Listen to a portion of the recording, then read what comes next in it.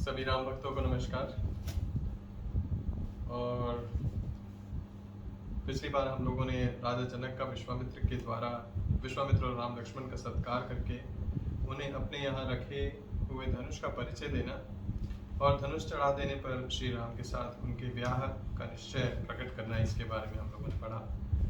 उसके बाद श्री राम के द्वारा धनुर्भंग तथा राजा जनक का विश्वामित्र की आज्ञा से राजा दशरथ को बुलाने के लिए मंत्रियों का भेजना, इसके बारे में हम लोगों ने पढ़ा। इसके बाद राजा जनक का संदेश पाकर मंत्रियों सहित महाराज दशरथ का मिथिला जाने के लिए उद्यत होना, इसके बारे में हम लोगों ने पढ़ा। और उसके बाद हम लोगों ने दल बल सहित राजा दशरथ की मिथिला यात्रा और वहाँ राजा जनक के द्वारा उनका स्वागत सत्कार, इसके बारे में हम लोगों ने सुना। और उसके बाद हम लोगों ने राजा जनक का अपने भाई कुशध्वज को साकांक्षा नगरी में बुलवाना, राजा दशरथ के अनुरोध से वशिष्ठ जी का सूर्यवंश का परिचय देते हुए श्री राम और लक्ष्मण के लिए सीता तथा उर्मिला को वरण करना, इन सब के बारे में हम लोगों ने सुना। और अब हम लोग आगे बढ़ रहे हैं। 1 सर्ग। राजा जनक का अपने कुल का परिचय देते हुए श्री राम और लक्ष्मण के लिए क्रमशः सीता और उर्मिला को देने की प्रतिज्ञा करना। एवं ब्रुवाण जनकः प्रत्युवाच कुतांजलि श्रोतुर्महिर्षि भद्रं ते कुलं नः कीर्तितं प्रदाने हि मुनिश्रेष्ठा कुलं नरवशेतः भक्त्यं कुलजातेन तन्निबोध महात्महे। महर्षि वशिष्ठ जब इस प्रकार इक्ष्वाकु वंश का परिचय दे चुके, तब राजा जनक ने हाथ जोड़कर उनसे कहा, मुनि श्रेष्ठ, आपका भला हो। अब हम भी अपने कुल का परिचय दे रहे हैं, सुनिए। महामते, कुलीन पुरुष के लिए कन्यादान के समय अपने कुल का पूर्ण रूपेण परिचय देना आवश्यक है, अतः आप सुनने की कृपा करें। राजा भूत त्रिषु लोकेषु विश्रुतः सवेन कर्मणा निमिः परम धर्मात्मा सर्वसत्ववंततावरः। प्राचीन काल में निमि नामक एक परम धर्मात्मा राजा हुए हैं, जो संपूर्ण धैर्यशाली महापुरुषों में श्रेष्ठ तथा अपने पराक्रम से तीनों लोकों में विख्यात थे। तस्य पुत्रो मिथिर्नाम जनको मिथिपुत्रकः प्रथमो जनको राजा जनका दस्युदाव वसु। उनके मिथि नामक एक पुत्र हुआ, मिथि के पुत्र का नाम जनक हुआ। यही हमारे कुल के पहले जनक हुए। इन्हीं के नाम पर हमारे वंश का प्रत्येक राजा जनक कहलाता है। जनक से उदावसु का जन्म हुआ। उदावसोस्तु धर्मात्मा जातो वै नंदिवर्धनः नंदिवर्धसूतः शूरः सुकेतुर्नामतः। उदावसु से धर्मात्मा नंदिवर्धन उत्पन्न हुए। नंदिवर्धन के शूरवीर पुत्र का नाम सुकेतु था। सूर्यकेतुरपि धर्मात्मा देवरातो महाबलः देवरातस्य राजर्षेबहद्रथ इति स्मृतः। सुकेतु के भी देवरात नामक पुत्र हुआ। देवरात महान बलवान और धर्मात्मा थे। राशि देवरात के ब्रह्मदत्त नाम से प्रसिद्ध हुए एक पुत्र हुआ। ब्रह्मदत्तस्य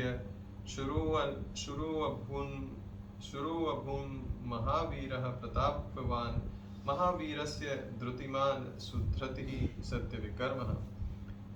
बृहद्रथ के पुत्र महावीर हुए, जो शूर और प्रतापी थे। महावीर के सुधृति हुए, जो धैर्यवान और सत्य पराक्रमी थे। सुधृतेरपि धर्मात्मा धृतकेतुः सुधार्मिकः धृष्टकेतोश्च राजर्षे हर्षयर्षव इति विश्रुतः। सुधृति के भी महात्मा धृष्टकेतु हुए, जो परम धार्मिक थे। राजश्री धृष्टकेतु का पुत्र हर्यश्व नाम से विख्यात हुआ। हर्षवस्य मरुः पुत्रो मरोः पुत्रः प्रधीनतकः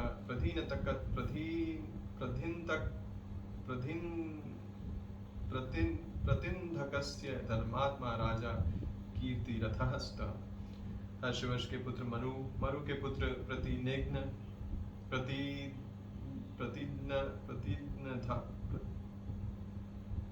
प्रतिन्धक तथा प्रतिन्धक के पुत्र धर्मराज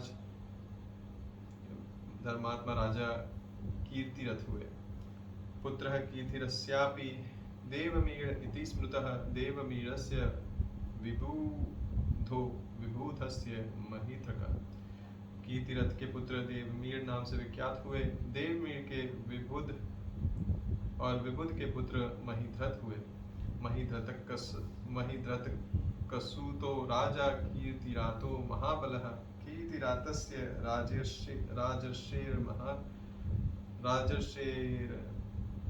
राजर्षेर्महारोमा व्यजायत। महीध्र के पुत्र महाबली राजा कीर्तिरात हुए। राजश्री कीर्तिरात के महारोमा नामक पुत्र उत्पन्न हुए। महारोमणस्तु धर्मात्मा स्वर्णरोमा व्यजायत। स्वर्णरोमणस्तु राजहर्ष स्वरोमा व्यजायत। महारोमा से धर्मात्मा स्वर्णरोमा का जन्म हुआ।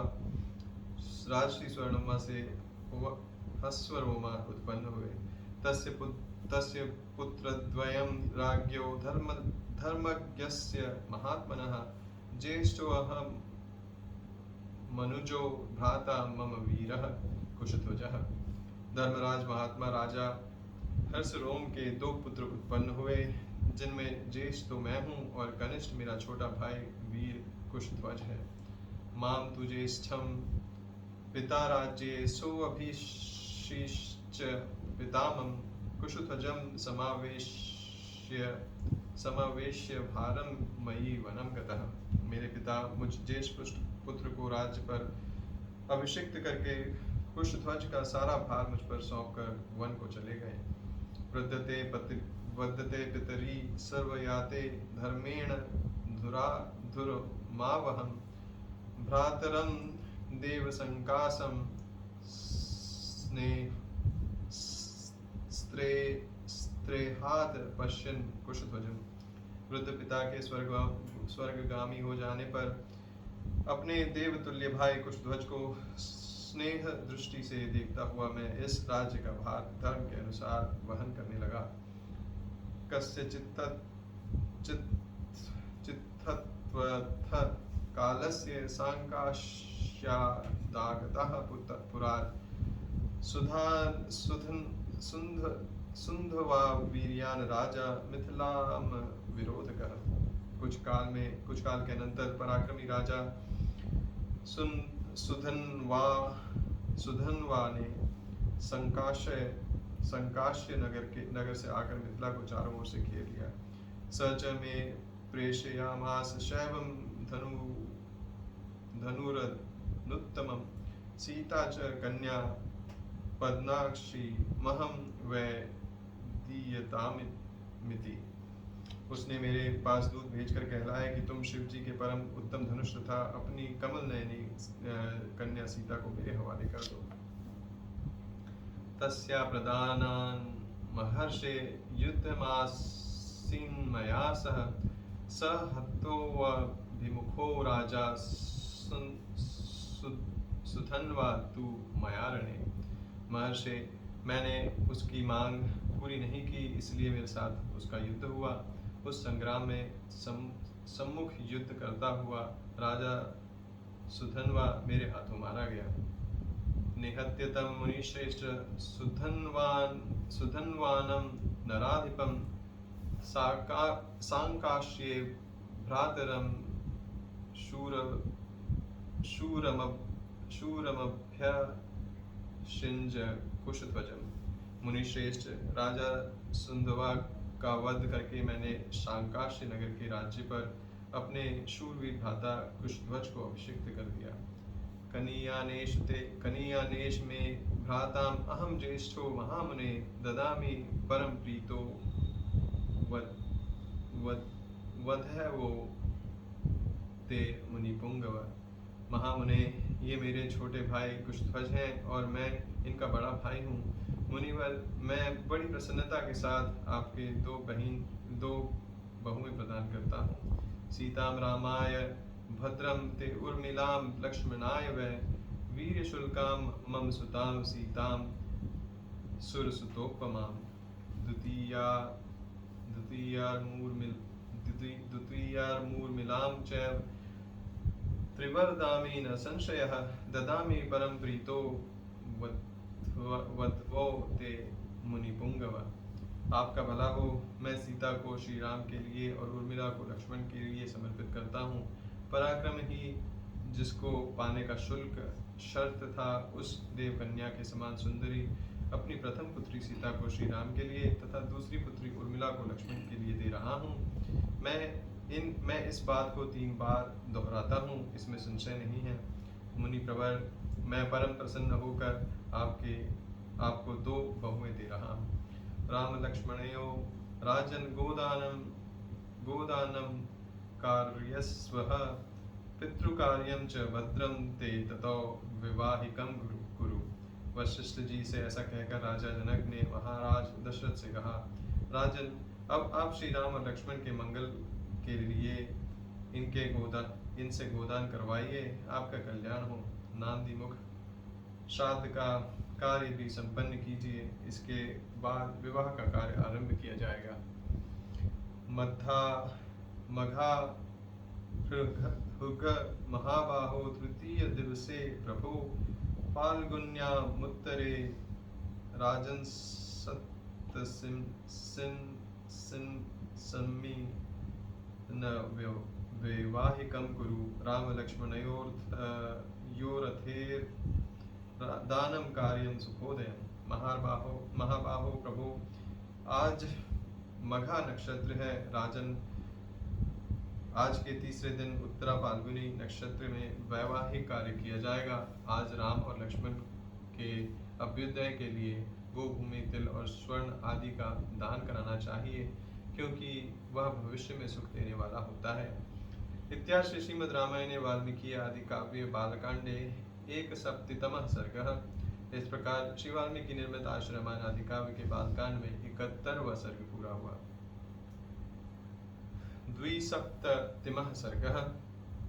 विश्वामित्र द्वारा भरत और शत्रुघ्न के लिए कुशध्वज की कन्याओं का वरण, राजा जनक का इसकी स्वीकृति तथा राजा दशरथ का अपने पुत्रों के मंगल के लिए नांदी श्राद्ध एवं गोदान करना।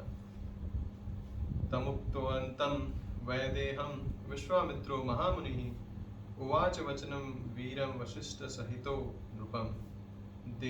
विदेहराज जनक जब अपनी बात समाप्त कर चुके, तब वशिष्ठ सहित महामुनि विश्वामित्र उन वीर नरेश से इस प्रकार बोले। अचिंतयान्य प्रेमनयानि कुलानि नरपुंगव इक्ष्वाकुर्णाम विदेहानां नैषां तुल्यो वस्ति कश्चन।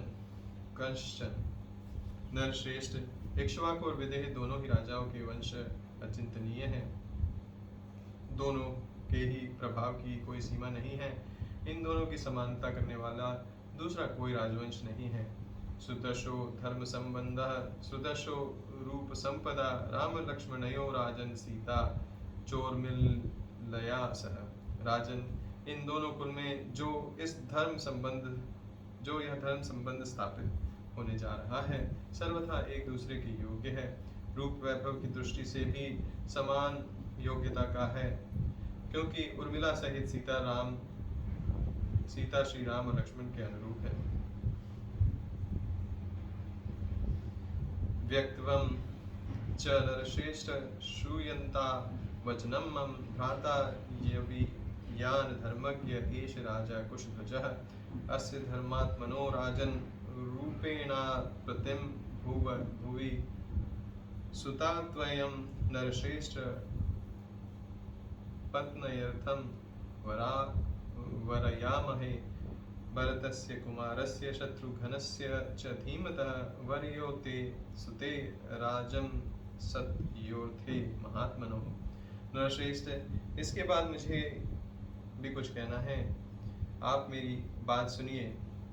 राजन, आपके छोटे भाई जो ये धर्मज्ञ राज कुशध्वज बैठे हैं, इन धर्मात्मा नरश्रेष्ठ की भी 2 कन्याएं हैं। वे इस भूमंडल में अनुपम सुंदरी हैं। नरश्रेष्ठ भूपाल, मैं आपकी उन दोनों कन्याओं का कुमार भरत और बुद्धिमान शत्रुघ्न, इन दोनों महामनस्वी राजकुमारों के लिए इनकी धर्मपत्नी बनाने के उद्देश्य से वर्ण करता हूँ। पुत्रा दशरथस्य में रूप यौवनशालिनः लोकपाल समाः सर्वे देवतुल्य पराक्रमः।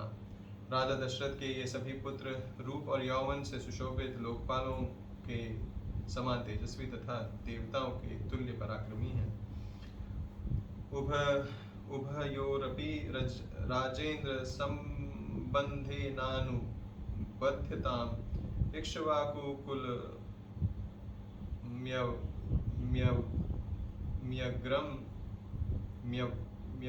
व्यग्रम भवतः पुण्यकर्मणे।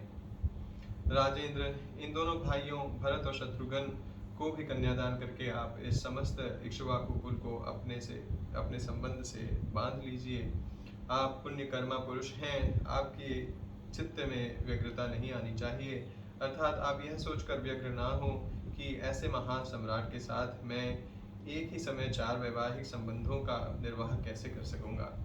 विश्वामित्र वचः श्रुत्वा वसिष्ठस्य मते तदा जनकः प्राञ्जलिर्वाक्यमुवाच मुनिपुंगवो।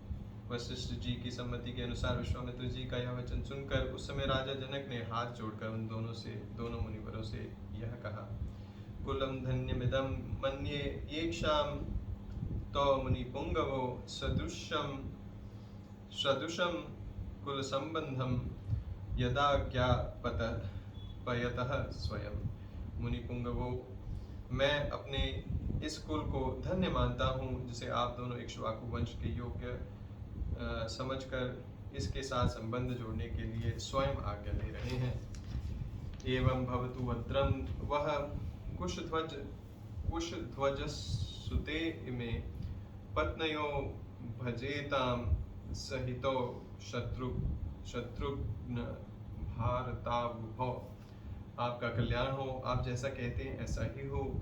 ये सदा साथ रहने वाले दोनों भाई भरत और शत्रुघ्न कुशध्वज की इन दोनों कन्याओं में से एक एक को अपनी अपनी धर्मपत्नी के रूप में ग्रहण करें। एकान राजपुत्राणि चतुस्रुणाम महामुने पाणिन गृहन्तु चत्वारो राजपुत्रा महाबलाः। महामुने, ये चारों महाबली राजकुमार एक ही दिन हमारे चारों राजकुमारियों का पानी ग्रहण करें। उत्तरे दिवसे ब्रह्मन् फाल्गुनीभ्यां वनीशिनः वैवाहिकं प्रशंसन्ति भगो यत्र प्रजापति। ब्रह्मन अगले 2 दिन फाल्गुनी नामक नक्षत्र से युक्त हैं। इनमें पहले दिन तो पूर्वा फाल्गुनी है और दूसरे दिन अर्थात परसों उत्तरा फाल्गुनी नामक नक्षत्र होगा, जिसके देवता प्रजापति भग तथा अयरमा है। मुनीषी पुरुष उस नक्षत्र में वैवाहिक कार्य करना बहुत उत्तम बताते हैं। एवं उक्त्वा वचः सौम्यं प्रत्युत्थाय कृतांजलिः उभा मुनिरवो राजा जनको वाक्यं ब्रवीत। इस प्रकार सौम्य मनोहर वचन कहकर राजा जनक उठ खड़े हुए और उन दोनों मुनिवरों से हाथ जोड़कर बोले। परो धर्मः कृतोमहं शिष्योऽस्मि भवतोस्तथा इमान्यायसन्मुखानि आस्यन्तां मुनिपुंगवो। आप लोगों ने कन्याओं का विवाह निश्चय करके मेरे लिए महान धर्म का संपादन कर दिया। मैं आप दोनों का शिष्य हूँ। मुनिवरों, इन श्रेष्ठ आसनों पर आप दोनों विराजमान हो। यथा दशरथस्येयं तथा योद्धा पुरीमं प्रभुत्वे नास्ति संदेहो यथार्थं कुरुत महर्थ। आपके लिए जैसी राजा दशरथ की अयोध्या वैसी ही यह मेरी मिथिलापुरी है। आपका इस पर पूरा अधिकार है, इसमें संदेह नहीं। अतः आप हमें यथा योग्य आज्ञा प्रदान करते रहें। तथा ब्रुवती वैदेहे जनके रघुनंदनः राजा दशरथो हर्षः प्रत्युवाच महीपतिम्। विदेहराज जनक के ऐसा कहने पर रघुकुल का आनंद बढ़ाने वाले राजा दशरथ ने प्रसन्न होकर उन मिथिला नरेश को इस प्रकार उत्तर दिया। युवाम संख्येय गुणों भ्रातरो मिथिलेश्वरो ऋषयो राजसंखाश्च भवद्यामभिपूजितः। मिथिलेश्वर, आप दोनों भाइयों के गुण असंख्य हैं। आप लोगों ने ऋषियों तथा राजसमूहों का भली भांति सत्कार किया है। स्वस्ति प्राप्नुहि भद्रं ते गमिष्यामः स्वमाल्यं श्राद्धकर्माणि विधिवद्धिधास्य इति चाब्रवीत्। आपका कल्याण हो, आप मंगल के भागी हों। अब हम अपने विश्राम स्थान को जाएंगे। वहां जाकर मैं विधि पूर्वक नांदीमुख श्राद्ध का कार्य संपन्न करूंगा। यह बात भी राजा दशरथ ने कही। ताम पृष्ट्वा नरपतिम राजा दशरथस्तदा मुनिनद्रो तो पुरस्कृत्य जगामाशु महायशः। तदंतर मिथिला नरेश की अनुमति लेकर महायशस्वी राजा दशरथ मुनि श्रेष्ठ विश्वामित्र और वशिष्ठ को आगे करके तुरंत अपने आवास स्थान पर चले गए। स गत्वान् लयम राजा श्राद्धं कृत्वा विधानतः प्रभाते काल्यमुत्थाय चक्रे गोदानमुत्तमम्। डेरे पर जाकर राजा दशरथ ने अपराह काल में विधि पूर्वक अभ्युदयिक श्राद्ध संपन्न किया। तत्पश्चात रात बीतने पर प्रातः काल उठकर राजा ने तत्कालोचित उत्तम गोदान कर्म किया।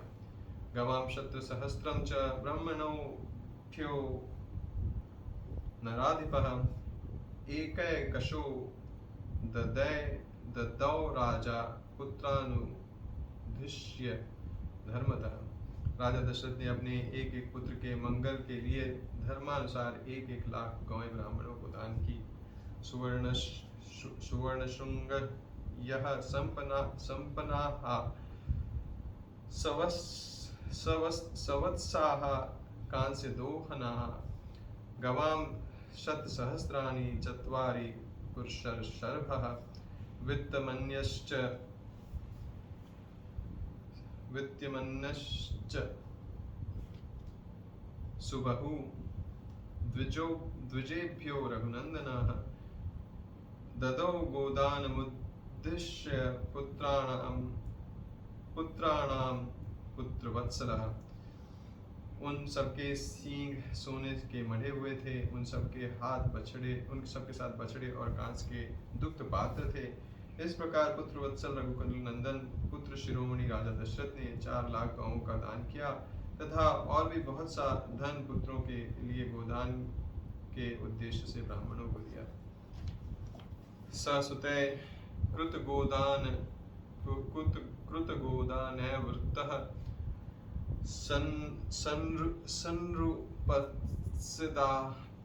संरूपतिस्तदा लोकपालैरिवा भाति वृतः सौम्यः प्रजापति। गोदान कर्म संपन्न करके आए हुए पुत्रों से घिरे हुए राजा दशरथ उस समय लोकपालों में घिरे हुए बैठे हुए शांत स्वभाव प्रजापति ब्रह्मा के समान शोभा पा रहे थे। इत्याश्री श्रीमद् रामायणे वाल्मीकि आदि काव्य बालकांडे द्विसप्ततितमः सर्गः। इस प्रकार श्री वाल्मीकि निर्मित आश्रमायण आदि काव्य के बालकांड में 72वां सर्ग पूरा हुआ। आगे बढ़ते हैं। त्रिसप्ततिमः सर्गः। श्री राम आदि चारों भाइयों का विवाह। यसिन्मस्तु दिवसे राजा चक्रे गोदानमुत्तमं तस् तस्मि तसी तस्मिस्तु दिवसे वीरो युधाजित समुपेयवान् पुत्र केकय्य राजस्य साक्षात् भरतमातुलः दृष्ट्वा पृष्ट्वा च कुशलं राजानमिदं ब्रवीत्। राजा दशरथ ने जिस दिन अपने पुत्रों के विवाह के निमित्त उत्तम गोदान किया, उसी दिन भरत के सगे मामा कैकई राजकुमार वीर युधाजीत वहां आ पहुंचे। उन्होंने महाराज का दर्शन करके कुशल मंगल पूछा और इस प्रकार कहा। कैकयाधिपति राजा स्त्रेहात कुशलम ब्रवीत येषां कुशलम कामो असि तेषां संप्रयत्नामयम् स्वस्त्रियं मम राजेन्द्रं दृष्टकामो महीपतिः तर्थमुपयातोऽहं योधयाम। रघुनंदन कैकई देश के महाराज ने बड़े स्नेह के साथ आपका कुशल समाचार पूछा है, और आप भी हमारे यहाँ के जिन जिन लोगों की कुशल वार्ता जानना चाहते होंगे, वे सब इस समय स्वस्थ और सानंद हैं। राजश्री कैकई नरेश मेरे भांजे भरत को देखना चाहते हैं, अतः इन्हें लेने के लिए ही मैं अयोध्या आया था। श्रुत्वा त्वहं योद्धायायां विवाहार्थं तवात्मजान् मिथिला पुमयातांस्तु त्वया सह महीपते त्वरयाभ्युपयोतोऽहं दृष्टकामः स्वसुः सुतम्। परंतु पृथ्वीनाथ, अयोध्या में यह सुनकर कि आपके सभी पुत्र विवाह के लिए आपके साथ मिथिला पधारे हैं, मैं तुरंत यहाँ चला आया, क्योंकि मेरे मन में आपकी बहन के बेटे को देखने की बड़ी लालसा थी। अथ राजा दशरथः प्रियातिथिमुपस्थितं दृष्ट्वा परम सत्कारैः पूजनार्हं पूजयत्। महाराज दशरथ ने अपने प्रिय अतिथि को उपस्थित देखकर बड़े सत्कार के साथ उनकी आवभगत की, क्योंकि वे सम्मान पाने के योग्य थे। ततस्तामुषितो रात्रिं सह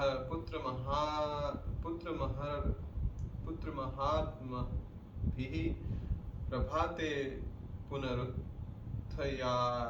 पुनरुत्थाय कृत्वा कर्माणि तत्त्ववित् ऋषींस्तदा पुरस्कृत्य यज्ञवाटमुपागतम्। तदंतर अपने महामनस्वी पुत्रों के साथ वह रात व्यतीत करके वे तत्वज्ञ नरेश प्रातःकाल उठे और नित्य कर्म करके ऋषियों को आगे किए जनक की यज्ञशाला में जा पहुँचे। युक्ते मुहूर्ते विजये सर्वाभरण भूषितः भृताभिः भातृभिः सहितो रामः कुत कौतुक मंगलः। वसिष्ठं पुरतः कृत्वा महर्षि नरपरानपि वसिष्ठो भगवान्नेत्य वैदेहमिदं ब्रवीत्। तत्पश्चात विवाह के योग्य विजय नामक मुहूर्त आने पर दूल्हे के अनुरूप समस्त वेशभूषा से अलंकृत हुए भाइयों के साथ श्री रामचंद्र जी भी वहां आए। वे विवाह कालोचित मंगलाचार्य पूर्ण कर चुके थे तथा वशिष्ठ मुनि एवं अन्य महर्षियों के आगे करके उस मंडप में पधारे थे। उस समय भगवान वशिष्ठ ने विदेहराज जनक के पास जाकर इस प्रकार कहा। राजा दशरथो राजन कृत कौतुक मंगलैः पुत्रैर्नरवर श्रेष्ठो दाता दाता रमाभिकंक्षते। राजन नरेशों में श्रेष्ठ महाराज दशरथ अपने पुत्रों का विवाह वैवाहिक सूत्र बंधन रूप मंगलाचार्य संपन्न करके उन सब के साथ पधारे हैं और भीतर आने के लिए दाता के आदेश की प्रतीक्षा कर रहे हैं। दातृ प्रतिग्रहीतृभ्यां सर्वार्थाः संभवन्ति हि स्वधर्म प्रतिपद्यस्व कृत्वा विवाहमुत्तमम्। क्योंकि दाता और प्रतिग्रहिता दान ग्रहण करने वाले का संयोग होने पर ही समस्त दान धर्मों का संपादन संभव होता है। अतः आप विवाह कालोपयोगी शुभ कर्मों का अनुष्ठान करके उन्हें बुलाइए और कन्यादान रूप स्वधर्म का पालन कीजिए। इत्युक्तः परमो दारो वसिष्ठेन महात्मना प्रत्युवाच महातेजा वाक्यं परमधर्मविद्। महात्मा वशिष्ठ के ऐसा कहने पर परम उदार परम धर्मज्ञ और महातेजस्वी राजा जनक ने इस प्रकार उत्तर दिया। कः स्थितः प्रतिहारो में कस्याज्ञां प्रतीक्षते स्वगृहे को विचारोऽस्ति यथा राजमिदं तं कृतकौस्तुक सर्वस्वा वेदी मूलमुपागता मम कन्या मुनिश्रेष्ठ दीप्ता ब्रह्मेण रिवार्चितः। मुनिश्रेष्ठ महाराज के लिए मेरे यहाँ कौन सा पहरेदार खड़ा है? वे किसके आदेश की प्रतीक्षा करते हैं? अपने घर में आने के लिए कैसा सोच विचार है? यह जैसा मेरा राज्य है वैसा ही आपका है। मेरी कन्याओं का वैवाहिक सूत्र संबंध रूप मंगल कृत्य संपन्न हो चुका है। अब वे यज्ञ देवी के पास आकर बैठी हैं और अग्निदेव की प्रज्वलित शिखाओं के समान प्रकाशित हो रही हैं। सत्योऽहं त्वत्प्रतीक्षोऽस्मि वेधामस्यां प्रतिष्ठता अविघ्नं क्रियतां सर्वं किमर्थं हि बलं विलंब्यते। इस समय तो मैं आपकी ही प्रतीक्षा में वेदी पर बैठा हूँ। आप निर्विघ्नता पूर्वक सब कार्य पूर्ण कीजिए। विलंब किस लिए करते हैं? तद्वाक्यं जनकेनोक्तं श्रुत्वा दशरथस्तदा प्रवेशयामास सुतान् सर्वानुश्रीगणानपि। वशिष्ठ जी के मुख से राजा जनक की कही हुई बात सुनकर महाराज दशरथ उस समय अपने पुत्रों और संपूर्ण महर्षियों को महल के भीतर ले आए। ततो राजा विदेहानां वसिष्ठमिदं ब्रवीत् कारयस्व ऋषे सर्वा ऋषिभिः सह धार्मिक रामस्य क्रियां वैवाहिकीं प्रभो। तदंतर विदेहराज ने वशिष्ठ जी से इस प्रकार कहा। धर्मात्मा महर्षि प्रभो, आप ऋषियों को साथ लेकर लोकाभिराम श्री राम के विवाह की संपूर्ण क्रिया कराइए। तथेत्युक्त्वा तु जनकं वसिष्ठो भगवान् ऋषि विश्वामित्रं पुरस्कृत्य शतानन्दं च धार्मिकं प्रपामध्ये तु विधिवत वेदिं कृत्वा महातपः अलङ्कारतां वेदिं गन्धपुष्पैः समन्ततः स्वर्णपालिकाभिश्च चित्रकुम्भैश्च साङ्कुरैः अंकुराढयैः शरावैश्च दुपात्रैः सुदपकैः शंखपात्रे स्त्रुवैः सत्रिग्भिः पात्रैर्धर्यादिपूजितैः। लाजपूर्णैश्च भीरक्षतीरोतैरपि संस्कृतेः दर्भे समयः समास्तीर्य विघ्नवन्मन्त्रपूर्वकम् अग्निमाधाय तं वेधां विश्वामन्त्रपुरस्कृतं जुवावाग्नौ महातेजा वसिष्ठो मुनिपुंगवः। तब जनक जी से बहुत अच्छा कहकर महातपस्वी भगवान वशिष्ठ मुनि ने विश्वामित्र और धर्मात्मा शतानंद जी को आगे करके विवाह मंडप के मध्य भाग में विधि पूर्वक वेदी बनाई और गंधा तथा फूलों के द्वारा उनके चारों ओर से सुंदर रूप में सजाया। साथ ही बहुत ही स्वर्ण पालिकाएं, युग के अंकुरों से युक्त चित्रित कलश, अंकुर जमाए हुए सकोरे, धूप युक्त धूमपात्र, शंखपात्र, स्त्रुवा, स्रुग, अर्घ और पूजन पात्र, लावा खीलों से भरे हुए पात्र तथा धोए हुए अक्षत आदि समस्त सामग्रियों को भी यथास्थान रख दिया। तत्पश्चात महातेजस्वी मुनीश्वर वशिष्ठ जी ने बार बार कुशों को वेदी के चारों ओर बिछाकर मंत्रोच्चारण करते हुए विधि पूर्वक अग्नि स्थापन किया और विधि को प्रधानता देते हुए मंत्र पाठ पूर्वक प्रज्वलित अग्नि में हवन किया। ततः सीतां समानीय सर्वाभरण भूषितां समक्षमग्नेः संस्थाप्य राघवाभिमुखे तदा अब्रवीञ्जनको राजा कौसल्यानन्दन वर्धनम् इत्यं सीता मम सुता सह धर्मचरी तव प्रीतस्य चैनां भद्रं ते पाणिं गृहीष्व पाणिना पतिव्रता महाभागा छायेवानुगता सदा। तदनंतर राजा जनक ने सब प्रकार से के आभूषणों में विषीभूत सीता को ले आकर अग्नि के समक्ष श्री रामचंद्र जी के सामने बैठा दिया और माता कौशल्या का आनंद बढ़ाने वाले उन श्री राम से कहा, रघुनंदन तुम्हारा कल्याण हो। यह मेरी पुत्री सीता तुम्हारी सहधर्मिणी के रूप में उपस्थित है। इसे स्वीकार करो और इसका हाथ अपने हाथ में लो। यह परम पतिव्रता महान सौभाग्यवती और छाया की भांति सदा तुम्हारे पीछे चलने वाली होगी।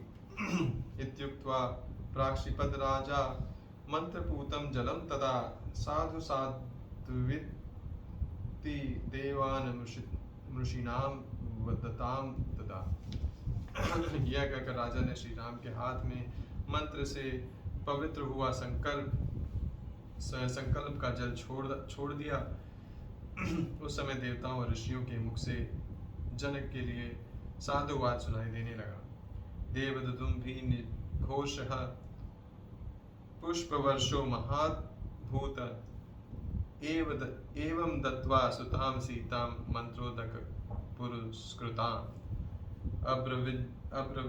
अब्रवीजन्नको राजा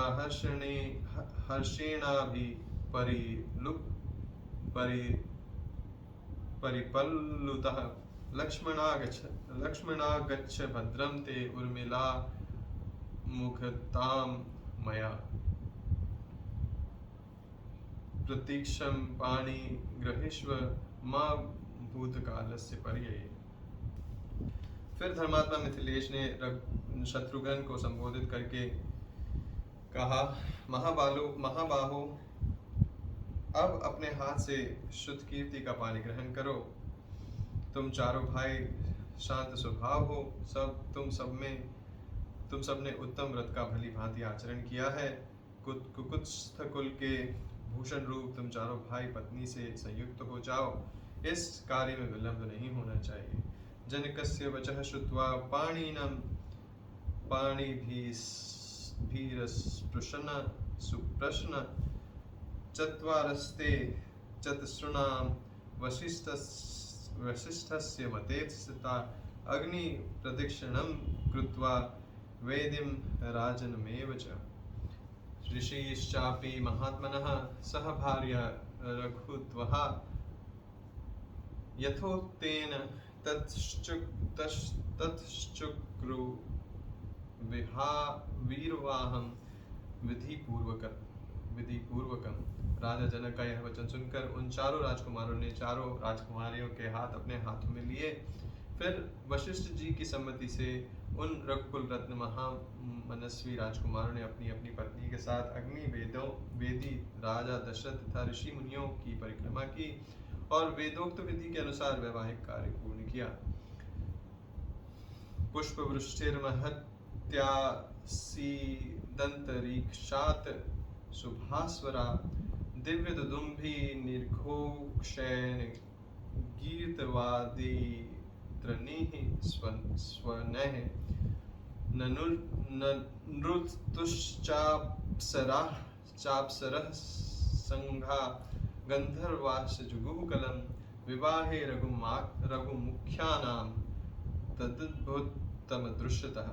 उस समय आकाश से फूलों की बड़ी भारी वर्षा हुई जो सुहावनी लगती थी। दिव्य दुदुम्बियों की गंभीर ध्वनि, दिव्य गीतों के मनोहर शब्द और दिव्य वाद्यों के मधुर घोष के साथ झुंड के झुंड अप्सराएं नृत्य करने लगी और गंधर्व मधुर गीत गाने लगे।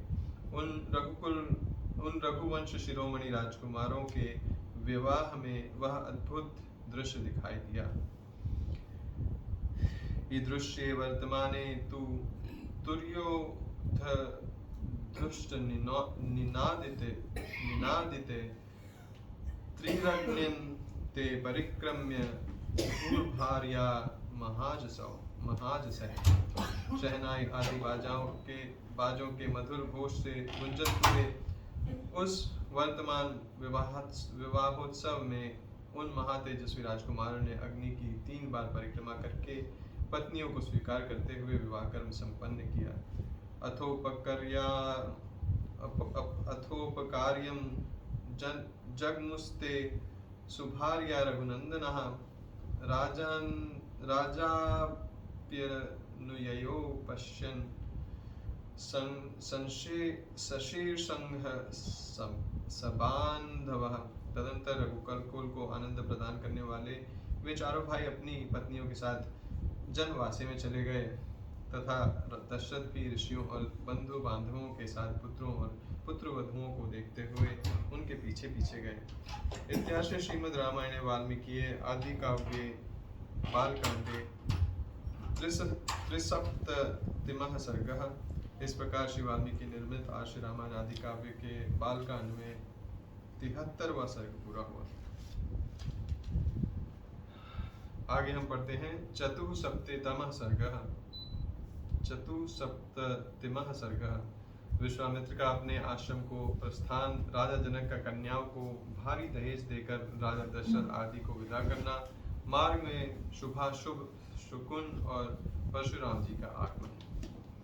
अत्र रात्यां व्यतीतायां विश्वामित्रो महामुनिः आपृष्टवा तौ च राजानो जगामोत्तर पर्वतम। तदंतर जब रात बीती और सवेरा हुआ तब महामुनि विश्वामित्र राजा जनक और महाराजा दशरथ दोनों राजाओं से पूछकर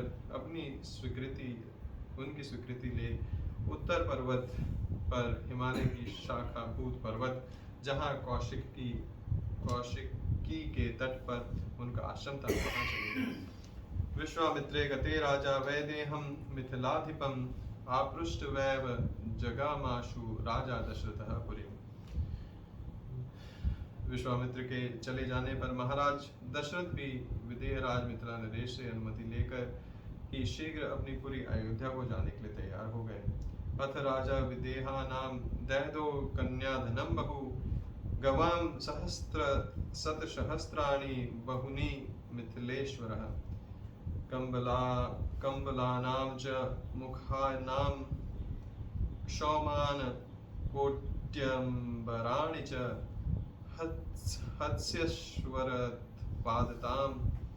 पादातं दिव्य रूपम स्वलंकृतम्। उस समय विदेहराज जनक ने अपनी कन्याओं के निमित्त दहेज में बहुत अधिक धन दिया। उन मिथिला नरेश के लिए कई लाख गौएं, कितनी ही अच्छी अच्छी कालीनें तथा करोड़ों की संख्या में रेशमी और सूती वस्त्र दिए। भांति भांति के गहने उससे सजे हुए बहुत से दिव्य हाथी, घोड़े, रथ और पैदल सैनिक भेंट किए। ददौ कन्या शतं तासां दासी दासन सनोत्तमं हिरण्यस्य सुवर्णस्य मुक्तानां विद्रुमस्य च। अपनी पुत्रों के लिए सहेली के रूप में उन्होंने 100 कन्याएं तथा उत्तम दास दासियां अर्पित की। इन सबके अतिरिक्त राजा ने उन सबके लिए 1 करोड़ स्वर्ण मुद्रा, रजत मुद्रा, मोती तथा मूंगे भी दिए। ददो राजा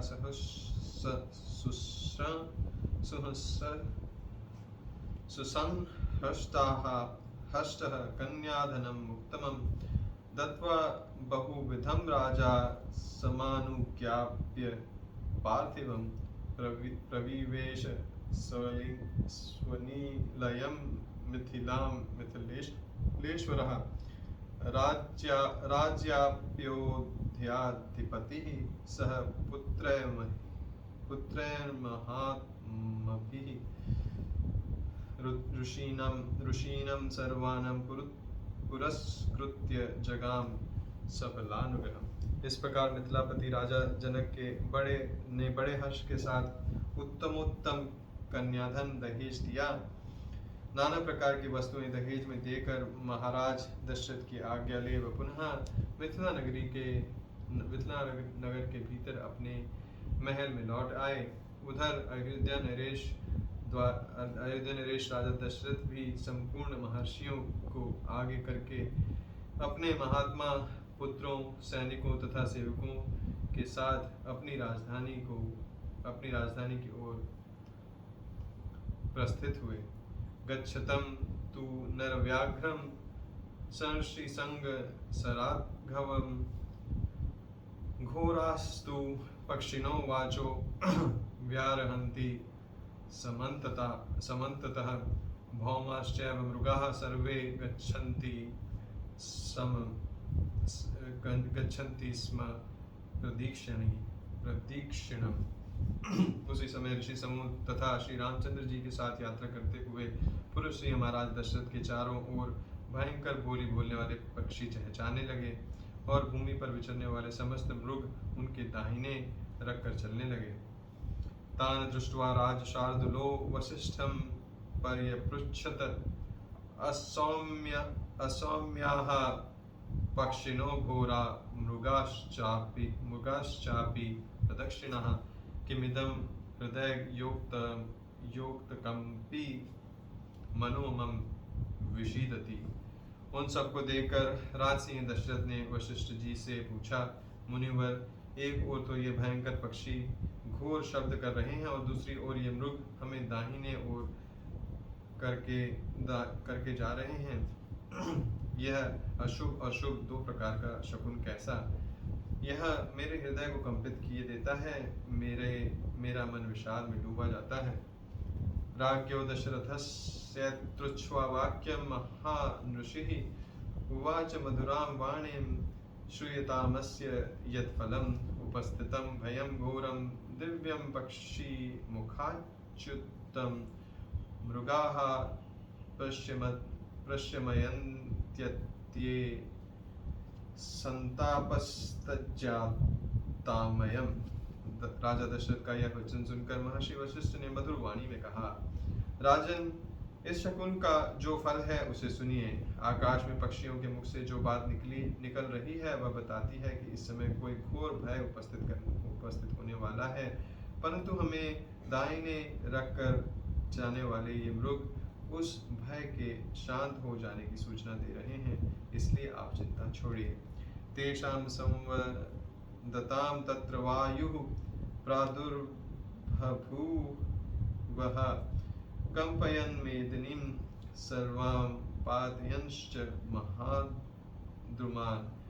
तमसा संवृतः सूर्यः सर्वे नावेदिशुर्दिशः भस्मना चावृतं सर्वं सम्मूढ़मिव तत्फलम्। इन लोगों में इस प्रकार बातें हो ही रही थी कि वहाँ बड़े जोर की आंधी उठी। उस समय सारी पृथ्वी को कपाती हुई बड़े बड़े वृक्षों को धराशायी करने लगी। सूर्य अंधकार में आच्छादन हो गया, किसी को दिशाओं का भान न रहा। धूल से ढक जाने के कारण वह सारी सेना मूर्छित सी हो गई। वशिष्ठ ऋषयश्चान्ये राजा च ससुस्तस्तदा ससंज्ञा इव त्रसान तत्रासन सर्वमन्यद्विचेतनं तस्मिन्नस्तमसि घोरे तु भस्मच्छन्नएव चमु। उस समय केवल वशिष्ठ मुनि अन्यान ऋषियों तथा पुत्रों सहित राजा दशरथ को ही चेत रह उस समय केवल वशिष्ठ मुनि अन्यान ऋषियों तथा पुत्रों सहित राजा दशरथ को ही चेत रह गया था। शेष सभी लोग अचेत हो गए थे। उस घोर अंधकार में राजा की वह सेना धूल से आच्छादित सी हो गई थी। ददर्श भीम संकाशम जटामंडल धारिणम भार्गवम जामदगन्येयं राजा राज विमर्दनम कैलासमीव दुर्धर्षं कालाग्निमीव दुःसहं ज्वलन्तमीव तेजोर्भिर्दु निरीक्षयं पृथक् जनैः स्कन्धे चासज्ज परुषं धनुर्विद्धुर्धनोपमं प्रहग्रों शरमुगं च त्रिपुरघ्रं यथा शिवम्। उस समय राजा दशरथ ने देखा, क्षत्रिय राजाओं का मान मर्दन करने वाले भृगुकुल नंदन जमदग्नि कुमार परशुराम सामने आ रहे हैं। वे बड़े भयानक से दिखाई देते थे। उन्होंने मस्तक पर बड़ी बड़ी जटाएं धारण कर रखी थी। वे कैलाश के समान दुर्जय और कालाग्नि के समान दुस्सह प्रतीत हो रहे थे। तेजोमंडल द्वारा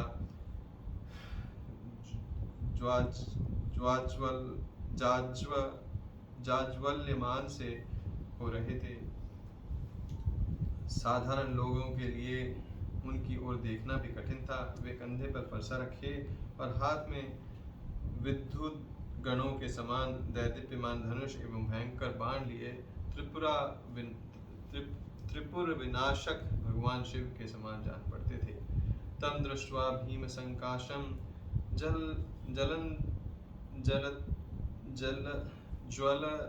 ज्वलन्तमीव पावकं वशिष्ठ प्रमुखा विप्रा जप होम परायणः संगता मुनयः सर्वे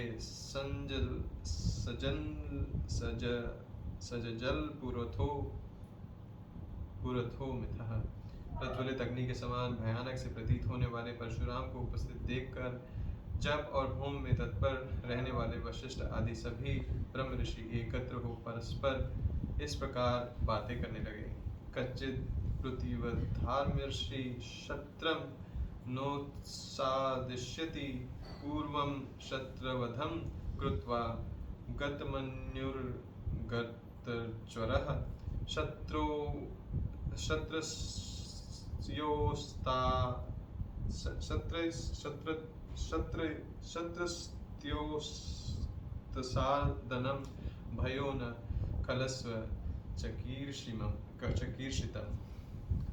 क्या अपने पिता के वध से अमर्ष के वशीभूत हो ये क्षत्रियों का संहार नहीं कर डालेंगे? पूर्व काल में क्षत्रियों का वध करके इन्होंने अपना क्रोध उतार लिया है।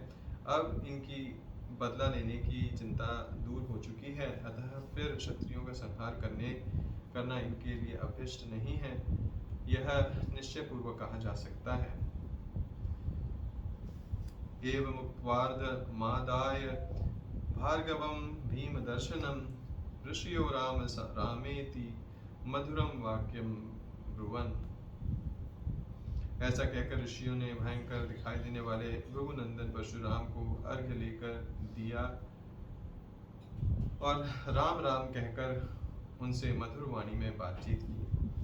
प्रतिग्रह तु ताम प्रजा पूजा ऋषि दत्ताम प्रतापवान रामम दाशरथिम रामो जामदग्नोऽभ्यभाषत। ऋषियों की दी हुई उस पूजा को स्वीकार करके प्रतापी जमदग्नि पुत्र परशुराम ने दशरथ नंदन श्री राम से इस प्रकार कहा। इत्याश्री श्रीमद् रामायणे वाल्मीकि आदि काव्ये बालकांडे चतुःसप्ततिमः सर्गः। इस प्रकार श्री वाल्मीकि निर्मित आश्री रामायण आदि काव्य के बालकांड में 74वां सर्ग पूरा हुआ।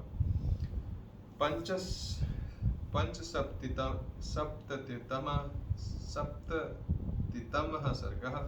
राजा दशरथ की बात अनसुनी करके परशुराम का श्री राम को वैष्णव धनुष पर बाण चढ़ाने के लिए ललकारना। इसके बारे में हम लोग पढ़ेंगे। रामदाशरथे वीर्यं ते श्रुतये यद्भुतं धनुषो भेदनं चैव निखिलेन मया श्रुतम्। आई थिंक परशुराम जी इसलिए आए हैं क्योंकि वो इस बात से खुश नहीं कि उन्होंने शिव जी का धनुष तोड़ा है। दशरथ नंदन श्री राम वीर, सुना जाता है कि तुम्हारा पराक्रम बड़ा अद्भुत है। तुम्हारे द्वारा शिव धनुष के तोड़े जाने का सारा समाचार भी मेरे कान में पड़ चुका है। तदद्भुतं चिंतयं च भेदेनं धनुषस्तथा ततुच्छत्वाहमानुप्राप्तो धनुर्गृहा परम शुभम। उस धनुष का तोड़ना अद्भुत और अचिंत्य है।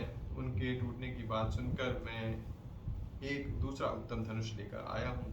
तदिदं घोर संकाशम जामदग्न्यं महद्दनुः पुरयस्व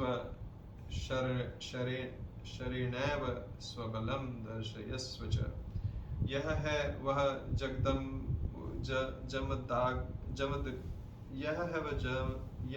वह जमदग्नि कुमार परशुराम का भयंकर और विशाल धनुष। तुम इसे खींचकर इसके ऊपर बाण चढ़ाओ और अपना बल दिखाओ। तदहं ते बलं दृष्ट्वा धनुषोऽप्यस्य पूर्णे द्वन्द्वयुद्धं प्रदास्यामि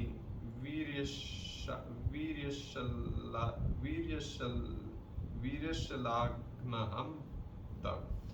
इस धनुष के चढ़ाने में भी तुम्हारा बल कैसा है, यह देखकर मैं तुम्हें ऐसा द्वंद्व युद्ध प्रदान करूंगा जो तुम्हारे पराक्रम के लिए स्पृहणीय होगा।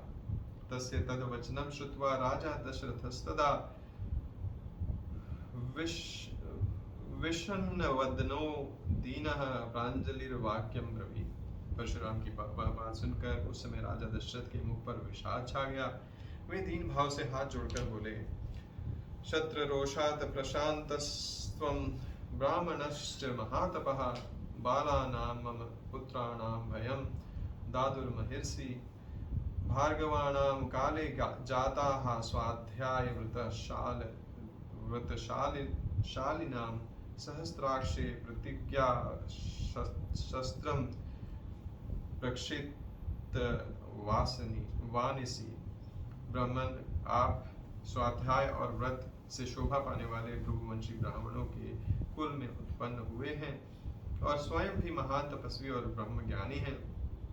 क्षत्रियों पर आपका रोष प्रकट करके अब शांत हो चुके हैं, इसलिए मेरे बालक पुत्रों को आप अभय दान देने की कृपा करें, क्योंकि आपने इंद्र के समीप प्रतिज्ञा करके शस्त्र का परित्याग कर दिया है। स त्वं धर्मपरो भूत्वा कश्यपाय वसुन्धरां दत्त्वा वनमुपाज्ञं महेन्द्रकृत केतनः। इस तरह आप धर्म में तत्पर हो कश्यप जी को पृथ्वी का दान करके वन में आकर महेंद्र पर्वत पर आश्रम बनाकर रहते हैं। मम सर्व विनाशाय संप्राप्त त्वं महामुने न चैकस्मिन् हते रामे सर्वे जीवा महे वयम्। महामुने, इस प्रकार शस्त्र त्याग की प्रतिज्ञा करके भी आप मेरा सर्वनाश करने के लिए कैसे आ गए? यदि कहें मेरा रोष तो केवल राम पर है, तो एकमात्र राम के मारे जाने पर ही हम सब लोग अपने जीवन का परित्याग कर देंगे। ब्रुवत्येवं दशरथे जामदग्नयः प्रतापवान अनादृत्य तु तद्वाक्यम राममेवाभ्यभाषत। राजा दशरथ इस प्रकार कहते ही रह गए, परंतु प्रतापी परशुराम ने उनके उन वचनों की अवहेलना करके राम से ही बातचीत जारी रखी। इमे द्वे धनुषी श्रेष्ठे दिव्यलोका विपूजिते दृढ़े बलवती मुखे सुकृते विश्वकर्मणा। वे बोले, रघुनंदन, ये दो धनुष सबसे श्रेष्ठ और दिव्य थे। सारा संसार इन्हें सम्मान की दृष्टि से देखता था। साक्षात विश्वकर्मा ने इन्हें बनाया था। ये बड़े प्रबल और दृढ़ थे। अनुशुष्टम सुरैरेकम त्र्यंबकाय युयुत्सवे त्रिपुरग्नं नरश्रेष्ठं भृगं काकुस्त यत्वया। नरश्रेष्ठ, इनमें से एक को देवताओं ने त्रिपुरासुर से युद्ध करने के लिए भगवान शंकर को दे दिया था। काकुस्थ नंदन, जिससे त्रिपुरा का नाश हुआ था, वह वही धनुष था जिसे तुमने तोड़ डाला। इदम द्वितीयं दुर्धर्षं विष्णोर्दत्तं सुरोत्तमैः तदीदं वैष्णवं राम धनुः पर पुरंजयम। और दूसरा दुर्धर्ष धनुष यह है जो मेरे हाथों में है। इसे श्रेष्ठ देवताओं ने भगवान विष्णु को दिया था। श्री राम शत्रु नगरी पर विजय पाने वाले वही यह वैष्णव धनुष है। समान संसारम काकुस्तस्थ रौद्रेण धनुषा त्विदं तदा तु देवताः सर्वाः पृच्छन्ति समपितामहं शतीकण्ठस्य विष्णोश्च बलाबल निरीक्षया। ककुत्स नंदन, यह भी शिवजी के धनुष के समान ही प्रबल है। इन दोनों समस्त देवताओं ने भगवान शिव और विष्णु के बलाबल की परीक्षा के लिए पितामह ब्रह्मा जी से पूछा था कि इन दोनों देवताओं में कौन अधिक बलशाली है। अभिप्रायं तु विज्ञाय देवतानां पितामहः विरोधं जनयामास ततयोः सत्यवतां वरः। देवताओं के इस अभिप्राय को जानकर सत्यवादियों में श्रेष्ठ पितामह ब्रह्मा जी ने उन दोनों देवताओं शिव और विष्णु में विरोध उत्पन्न कर दिया। विरोधे तु महद युद्धम भवद रोमहर्षणं शतीकण्ठस्य विष्णोश्च परस्परजयशिनोः। विरोध पैदा होने पर एक दूसरे को जीतने की इच्छा वाले शिव और विष्णु में बड़ा भारी युद्ध हुआ, जो रोंगटे खड़े कर देने वाला था। तदा तु जुपहितं शैवं धनुर्भि पराक्रमं ओंकारेण महादेवः स्तिमितोऽथ त्रिलोचनः।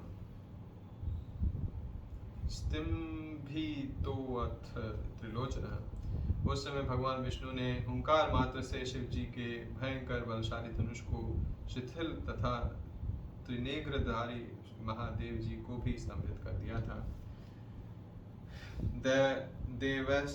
देवस्तदा समागम्य सचारणः याचितो प्रशमं तत्र जगन्मस्तुतो सुरोत्तमो।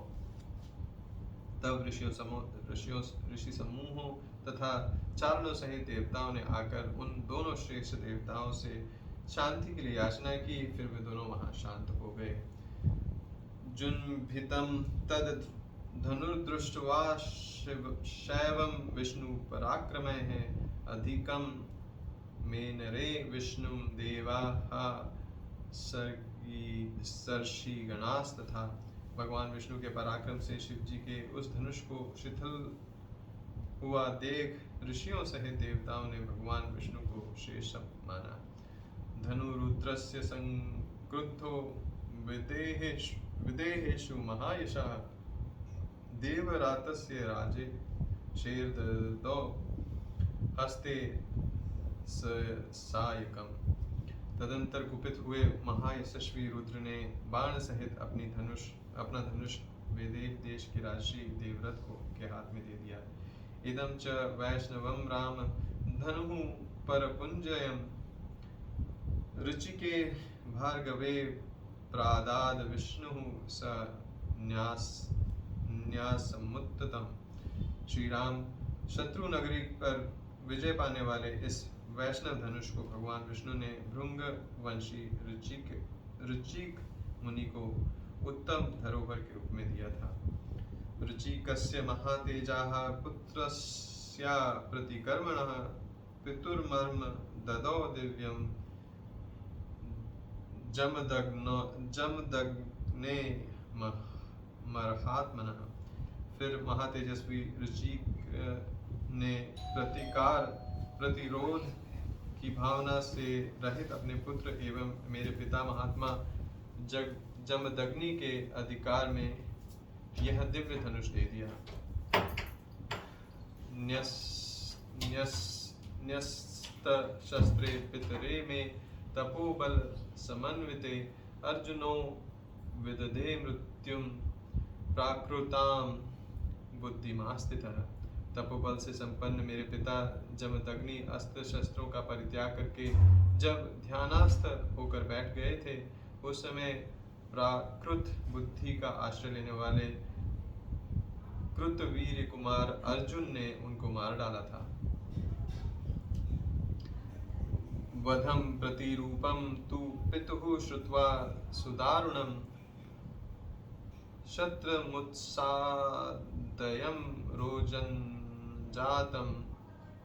रोषाञ्जातं जातमनेकशः। पिता के इस अत्यंत भयंकर वध का जो उनके योग्य नहीं था समाचार सुनकर मैंने रोषपूर्वक बारंबार उत्पन्न हुए ऋषियों का अनेक बार संहार किया।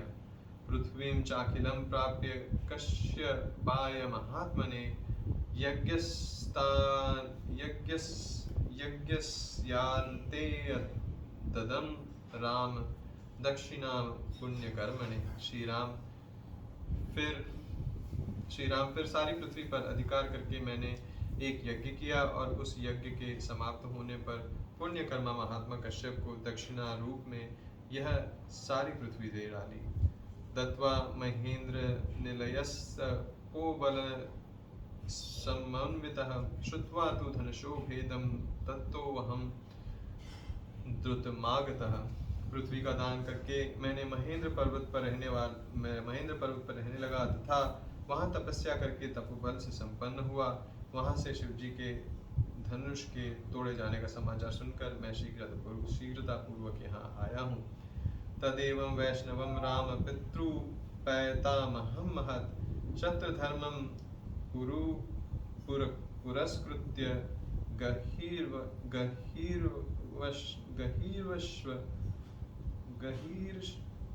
गृहीष्व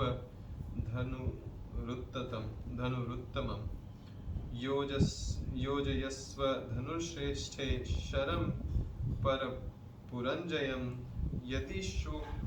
यदि शक्तो असि काकुस्तस्त्वन्द्व दास्यामि ते ततः। श्री राम इस प्रकार यह महान वैष्णव धनुष मेरे पितामहों के अधिकार में रखता चला आया है। अब तुम क्षत्रिय धर्म को सामने रखकर यह उत्तम धनुष हाथ में लो और इस श्रेष्ठ धनुष पर एक ऐसा बाण चढ़ाओ जो शत्रु नगरी पर विजय पाने में समर्थ हो। यदि तुम ऐसा कर सको तो मैं तुम्हें द्वंद्व युद्ध का अवसर दूंगा। इत्यार्ष श्रीमद् रामायणे वाल्मीकीय आदिकांड काव्ये बालकांडे पंचसप्ततमः सर्गः। इस प्रकार श्री वाल्मीकि निर्मित आर्ष रामायण आदि काव्य के बालकांड में 75वां सर्ग पूरा हुआ। आज के लिए बस